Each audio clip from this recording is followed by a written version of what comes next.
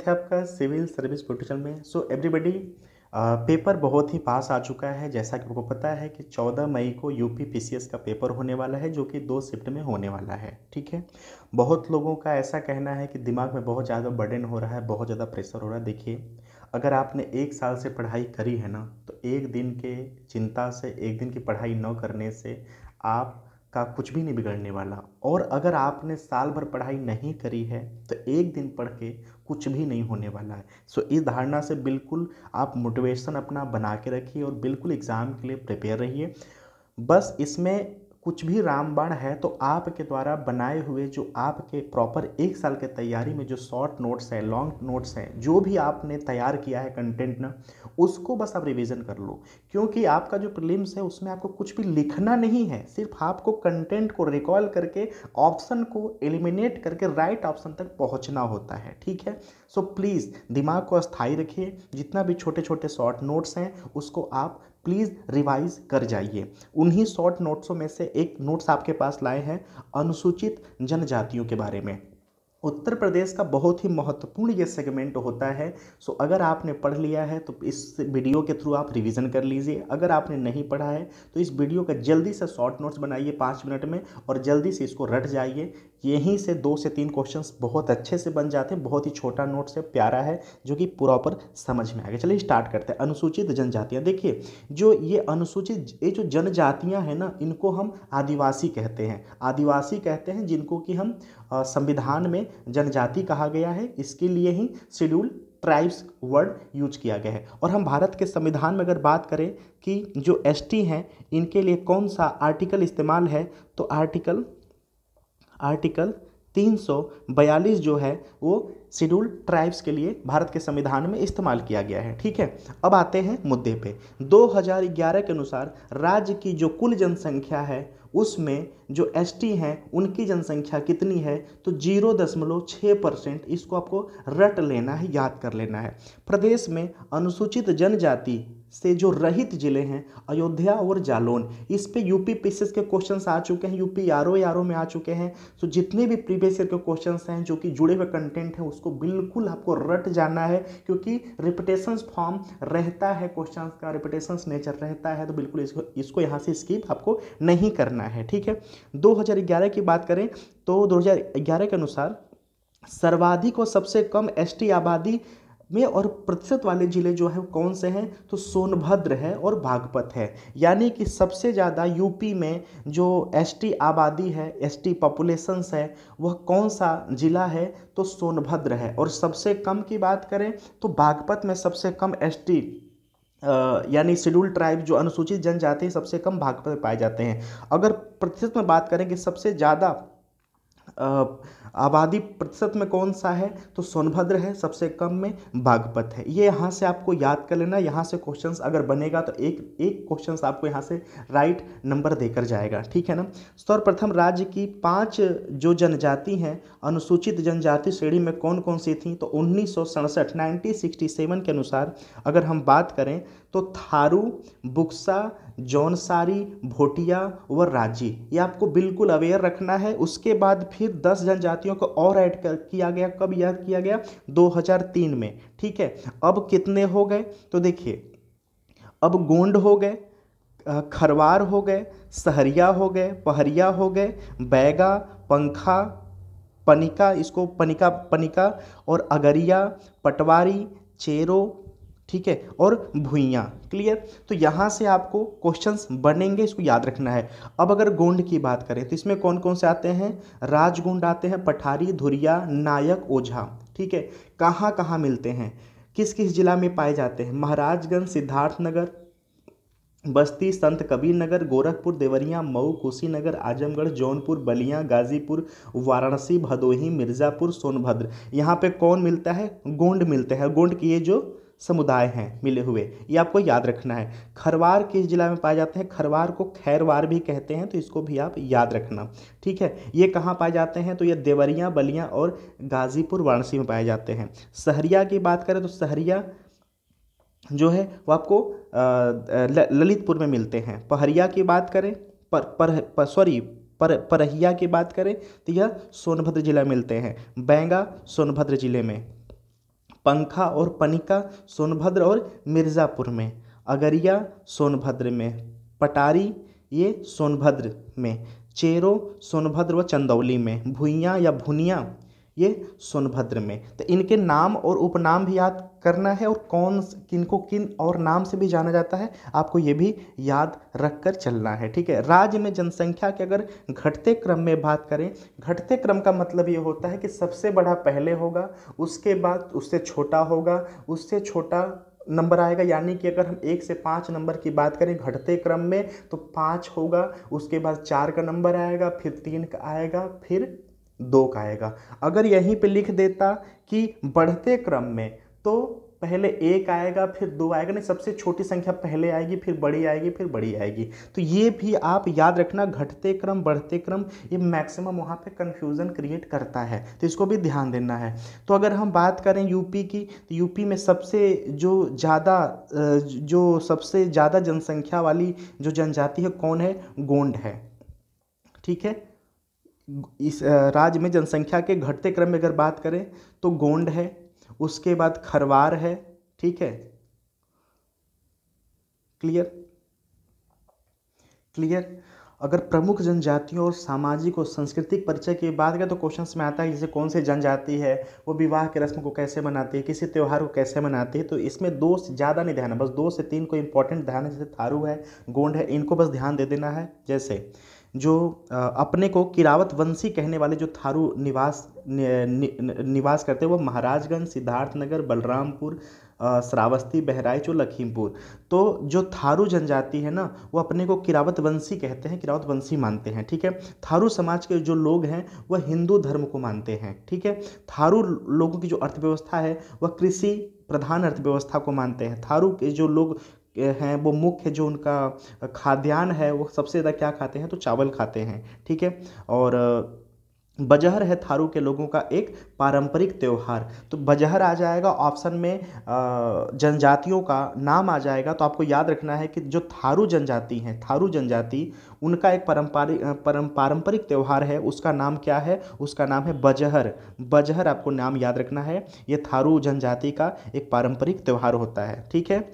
और पहले थारू समाज में पाया जाता था क्या? मातृसत्तात्मक परिवार, लेकिन आज के समय में एक नॉर्मल मॉडलाइज हो चुके हैं जो कि पितृसत्तात्मक समाज को मानते हैं। तो याद रखना है कि पहले जो है वो मातृसत्तात्मक समाज को मानते थे, यानी घर की जो प्रधान होती थी वो महिलाएं होती थीं, घर की जो प्रॉपर्टी होती थी महिलाओं के नाम से होती थी, घर का हर एक बड़ा डिसीजन होता था महिलाएं ले पाती थीं, ठीक है। तो मातृसत्तात्मक परिवार का मतलब कहने का ये होता है, ठीक है। और जो भी होता था महिला और माँ, यानी माँ, जो घर की प्रधान महिला होती हैं, बड़ी महिला होती हैं, उनसे जुड़े सारे अधिकार उनके लिए सर्वोपरि होते हैं, ठीक है ना। क्लियर? यहाँ तक हो गया। थारू लोगों के विवाह बिचौलिए के माध्यम से तय होती है, तो वह कौन होता है? तो उसको पुरोहित कहा जाता है, ठीक है। पुरोहित के माध्यम से विवाह तय किया जाता है, तो इसको भी याद रखना, ठीक है। थारू लोगों की विवाह बिचौलियों के माध्यम से तय होता है और विवाह रस्म का संपादन करते हैं पुरोहित, ठीक है।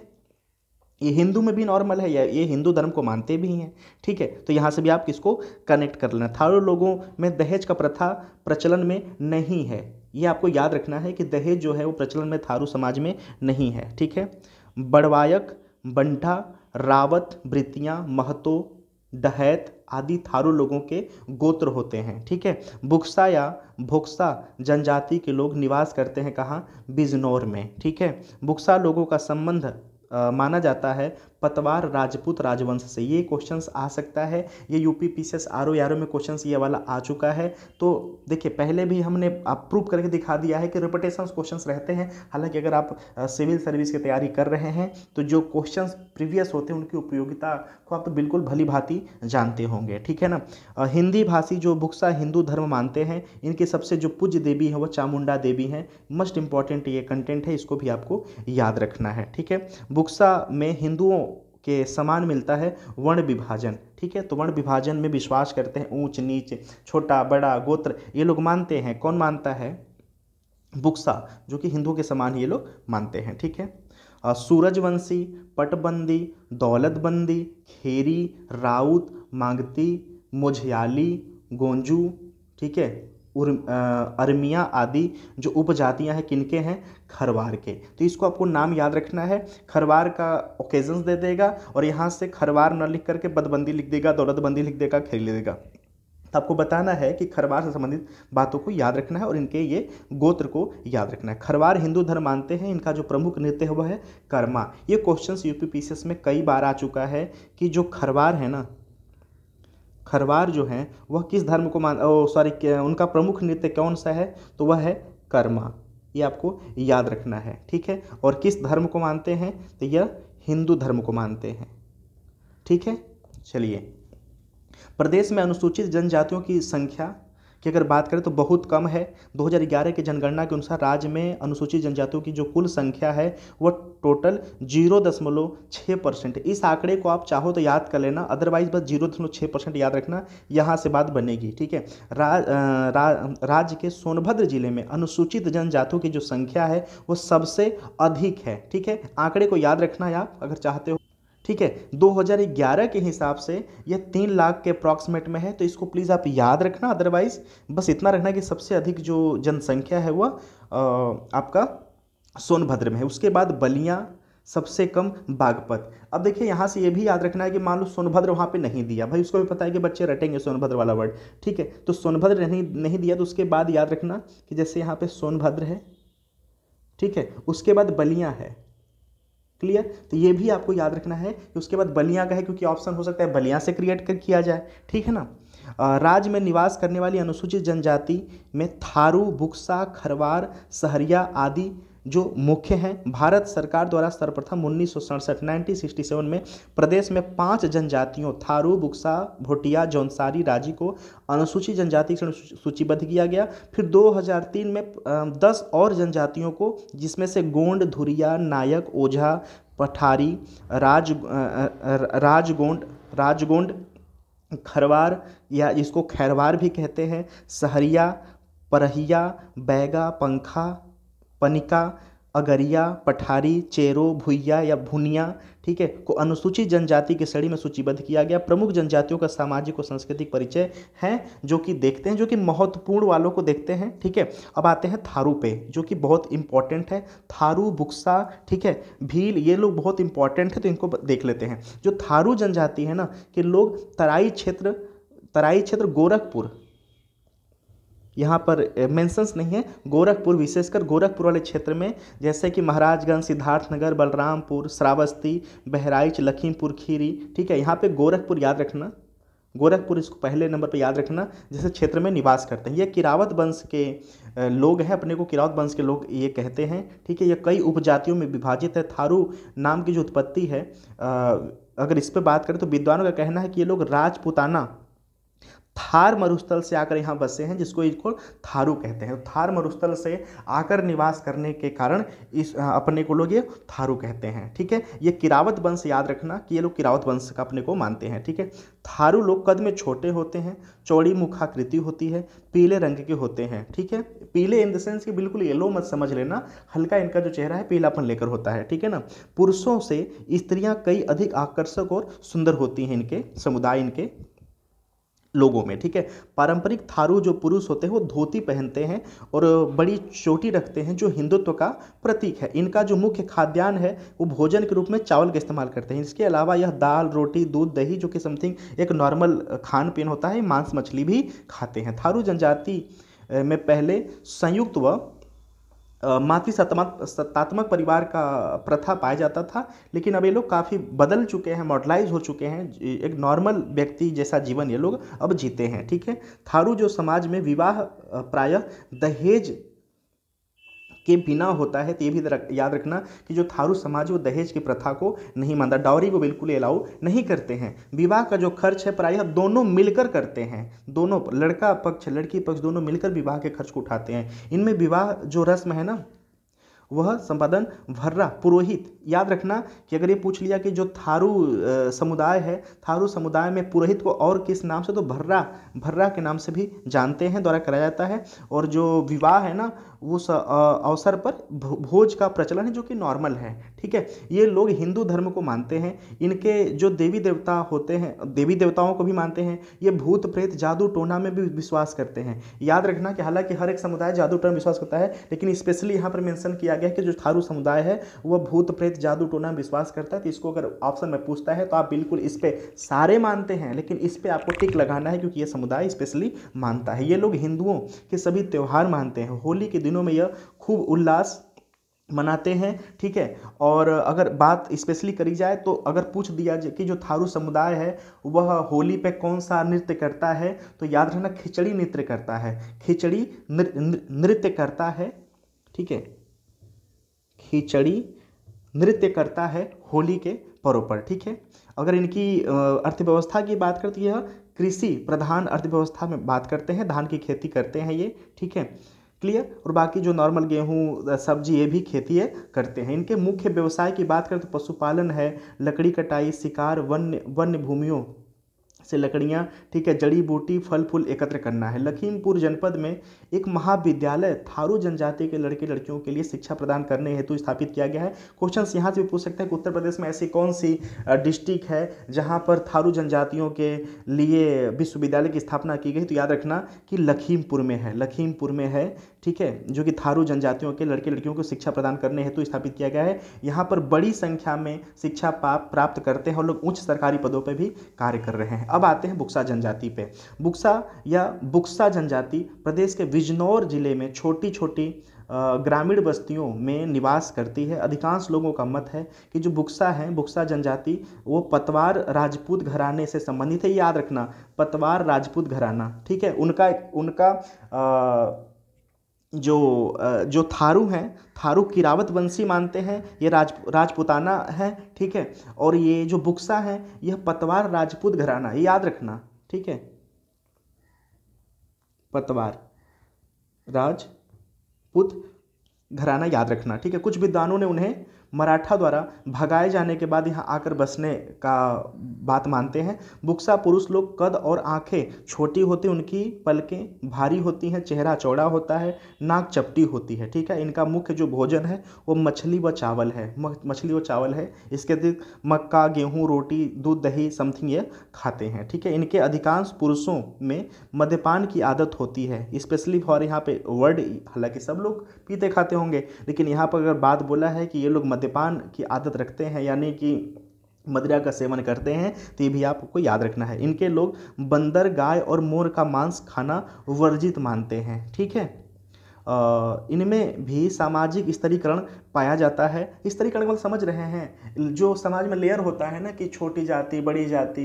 ठीक है, तो इनमें भी ऐसा प्रथा है छोटे बड़े की। ठीक है, भेदभाव की इसमें प्रथा है, उसी को हम स्त्रीकरण मानते हैं। ठीक है, बुक्सा हो ब्राह्मण समाज में सबसे ऊंचा स्थान रखते हैं। इसके बाद क्षेत्रीय बुक्सा, अहिर बुक्सा, नाई बुक्सा आदि होते हैं। ठीक है, यह गोत्र वाले लोग होते हैं। ठीक है, समाज में इनकी मूल इकाई है और सभी भेदों के बाद भी यह गांव में एक साथ मिलकर रहते हैं, इनका एक विशेषता है। ठीक है, इनके विवाह एक अनुबंध मात्र होता है जो पति पत्नी में कोई भी किसी समय भंग कर सकता है। ठीक है, इसके परिवार का जो स्वरूप है वह हिंदू समाज के समान है। अधिकांश संयुक्त और विस्तृत परिवार वाले में विश्वास करते हैं, साथ ही केंद्रीय परिवार भी है। यह धीरे धीरे उनकी संख्या में वृद्धि हो रही है। ठीक है, ये लोग महादेव, काली माई, काली माता, दुर्गा लक्ष्मी, राम कृष्ण की पूजा करते हैं। काशीपुर की चामुंडा देवी सबसे बड़ी देवी मानी जाती हैं बुक्सा समुदाय के, बुक्सा समुदाय के द्वारा। ठीक है, तो ये याद रखना है कि महादेव, काली, दुर्गा लक्ष्मी, काशीपुर की चामुंडा देवी सबसे बड़ी देवी मानी जाती है इनके द्वारा। इनके व्रत व त्यौहार हिंदुओं के समान होते हैं। इनकी बिरादरी पंचायत प्रमुख राजनीतिक संगठन वाली होती है, जो समाज में न्याय, शांति व्यवस्था बनाए रखने के लिए उत्तरदायी है। बिरादरी पंचायत 4 स्तरों में बटी होती है। इनके सर्वोत्तम जो अधिकारी है वह तखत, मुंसिफ, दरोगा और सिपाही नाम से जाना जाता है। गांव की पंचायत में 3 स्तर होते हैं, सरपंच, ग्राम पंचायत, सभापति, मुखिया। ठीक है, कृषि के अतिरिक्त बुक्सा जो जनजाति है वह लोग गाय भैंस बकरी पालते हैं जिनका दूध का भी प्रयोग करते हैं। अब आते हैं खरवार या खैरवार पे, ठीक है। प्रदेश के मिर्ज़ापुर, सोनभद्र, देवरिया, बलिया, गाजीपुर जिलों में खरवार जनजाति के लोग निवास करते हैं। ये अपने को रोहतास से आया हुआ सूर्यवंशी मानते हैं, याद रखना ये वर्ड, सूर्यवंशी मानते हैं। इनकी पारंपरिक जो आर्थिक गतिविधियों में कृषि, पशुपालन, शिकार आदि शामिल है। कुछ इतिहासकार कहते हैं खरवार कत्थे का व्यापार करते, इसलिए उनको खैरवार कहा जाता है, ठीक है। इनकी उपजातियां सूरजवंशी, पटबंदी, दौलतबंदी, खेरी, राउत, मौगती, मुझयाली, गोंजू, आर्मिया आदि है। ये शरीर से बलिष्ठ व बहादुर होते हैं, ठीक है। इनकी वाणी में कर्कशता अधिक देखी जाती है, यानी थोड़ा सा ये रूड कह सकते हैं, थोड़ा सा हल्का रूड वर्ड इस्तेमाल करता है। हालांकि रूड नहीं बोलते, इनका बोलने का तरीका ऐसा होता है, ठीक है। किसी शब्द का जो उच्चारण है वो खींच कर करते हैं। ये मुख्यतः हिंदू धर्म के रीति रिवाजों का पालन करते हैं। ये बघऊस, बनसंती, दुल्हा देव, घमसान, गोरैया, शिव, दुर्गा, हनुमान आदि देवी देवताओं के अतिरिक्त जंतुओं में नाग आदि का भी पूजा करते हैं। इन जनजातियों के लोग हैं जो मांसाहारी व शाकाहारी दोनों प्रकार के होते हैं। प्रारंभ में ये लोग जंगलों में शिकार, कृषि, पशुपालन, लकड़ी काटने का काम करते थे और अब ये सरकार द्वारा जो क्रियाओं में प्रबंधित कर देने के कारण इन्हें मजबूर होकर भिक्षाटन करना पड़ता है, क्योंकि उनके पास कृषि योग्य भूमि नहीं है। यही कारण है कि ये लोग भिक्षा मांगते हैं, घूमते हैं, घुमक्कड़ी प्रजाति के रूप में कन्वर्ट हो गए हैं। कभी कभी उन्हें बधुआ मजदूरों का भी जीवन व्यतीत करना पड़ता है, ठीक है। तो देखिए, आई होप कि आप समझ गए पूरी बातों को कि हम लोगों ने क्या किया। और देखिए, ये उत्तर प्रदेश से संबंधित मैंने सारी स्पेशली बात किया। अगर भारत की बात करें ना, तो कुल जनसंख्या का 8.6%। अगर हम इंडिया की बात करें, ठीक है, इंडिया की अगर बात करें तो 8.6% जो SC हैं, सॉरी ST हैं, वह भारत में पूरे पॉपुलेशंस का 8.6% लोग निवास करते हैं। 2011 के जनगणना के हिसाब से बात कर रहे हैं, ठीक है। और वर्तमान में 2011 के आधार पर अगर बात करें तो भील भारत के सबसे बड़ी आदिवासी समुदाय हैं, ठीक है। भारत की बात करें, जस्ट वेट, अगर भारत की बात करें तो जो भील है, भील, ठीक है, जो भील हैं, भील समुदाय सबसे बड़ा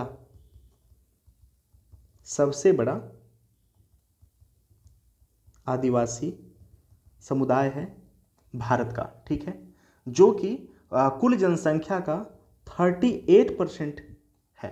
तो ये भी आपको याद रखना है, ठीक है, क्लियर। और कहाँ, स्पेशली फॉर MP, ये जो पूरा MP है ना, वहाँ का 38% ये लोग हैं। तो ये आपको याद रखना है। महाराष्ट्र, गुजरात, छत्तीसगढ़, मध्य प्रदेश, राजस्थान, त्रिपुरा में भील जनजाति काफ़ी अधिक मात्रा में पाए जाते हैं। तो भारत में 8.6% पूरी जनसंख्या का 8.6% पूरी जनसंख्या का आदिवासी जो हैं समुदाय, अनुसूचित जनजाति निवास करते हैं। स्पेशली फॉर मध्य प्रदेश में पूरी जनसंख्या का 38% लोग यहाँ पाए जाते हैं, ठीक है। सो याद रखना, ये सारी जो बातें हैं ना, वो 2011 के आधार पर बातें की गई हैं। तो आई होप सो कि आप इस शॉर्ट नोट्स को एंजॉय किए होंगे। एक एक बातें हम चुन कर किए हैं। So everybody, I hope so कि आप पढ़ चुके हैं। अगर स्किप हुआ है तो प्लीज़ यहाँ से छोटी छोटी बातों को प्लीज़ आप देख लेना। स्पेशली देखिए, थारू को आपको याद करना है, बुक्सा को बात करना है, ठीक है। थारू, बुक्सा हो गए। तो इन दोनों पे क्वेश्चन सबसे ज़्यादा आए हैं। देखिए, वीडियो ना टोटल 23 मिनट समथिंग का हो चुका है, इसलिए मैं प्रीवियस ईयर जो क्वेश्चंस है उसकी हम बात नहीं कर रहे हैं, ठीक है। क्यों? क्योंकि वीडियो बहुत लंबा हो चुका है, इसलिए चलिए किसी और वीडियो में हम प्रीवियस ईयर क्वेश्चन पर भी बात कर लेंगे, जो कि प्रॉपर 10 साल के क्वेश्चन आए हुए हैं उत्तर प्रदेश में, UP RO, ARO, UP PCS में, UPSC में। तो फिलहाल इसको आप इंजॉय करें। Thank you so much for watching.